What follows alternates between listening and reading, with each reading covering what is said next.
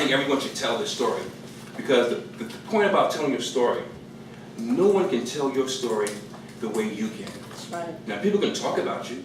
They can talk about what you was going to do, what they thought of you, their opinions and all that, but they can't tell your story. And sometimes you have to realize that your story may help someone that needs to hear it the way you tell it. Not necessarily the way someone thinks of you, but tell your story the way you tell it. And I think everyone has a story, and I don't think necessarily everyone needs to be an author, but you know, you want to live your life a certain way so that you can tell your story through your actions, actually through your words, through your deeds. You know, your kids, our kids, they need to know who we really are. They don't need to hear someone else's opinion about us. That's right. And that's for men and for women. They need to know who we are. We need to make that impression in their lives. And just to plant the seed, just to plant the seed, to let them know, my kids, your kids, our kids know that, hey, this guy used to be a drug addict for over 20 some odd years, was able to overcome cancer twice. If he can do this, Exactly. whatever this is, what can you not do? That's right. I mean, see, how complacent or how comfortable are you in your current position? How easy is it to transition from one job or one business to the business you really want?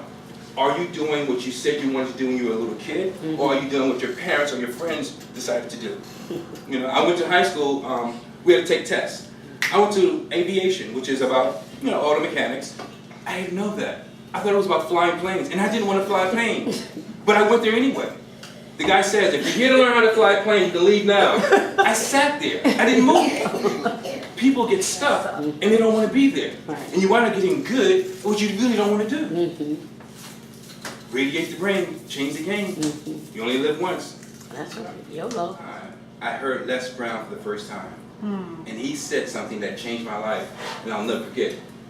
He said, you've got to be willing to do the things today that others won't do in order to have the things tomorrow others won't have. And when he said that, I was like, oh, wow. I thought, I should be doing, I could do that. You know, you're standing there talking to all these people. And so I said, wow, I was all pumped up, excited. Went home, did nothing. Went to another conference, still with the same company. He was the special guest again. And he said the statement. Even if he hadn't said it, it wouldn't have mattered to me. Just by him being there was confirmation to me that I needed to take action.